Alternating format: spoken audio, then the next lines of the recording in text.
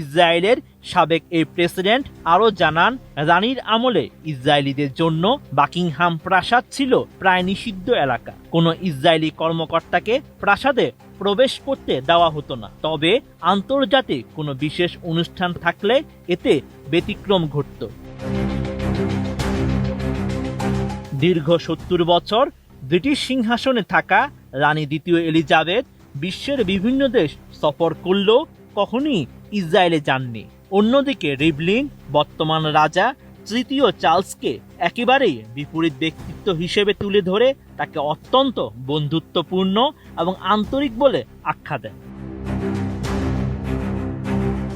১৯৯৫ সালে ইসরায়েলের তৎকালীন প্রধানমন্ত্রী ইটজাক রাবিন এবং ২০১৬ সালে শিমন পেরেজের শেষকৃত্যে অংশ নিতে দুবার ইসরায়েল সফরে যান তৃতীয় চার্লস।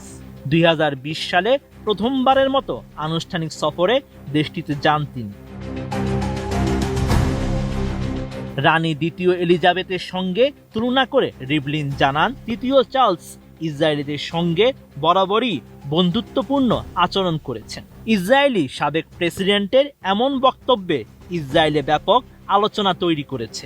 ইসরায়েল ব্রিটেন সম্পর্কের অতীত ইতিহাস এবং রানীর অবস্থান নিয়ে নতুন করে বিতর্ক শুরু হয়েছে।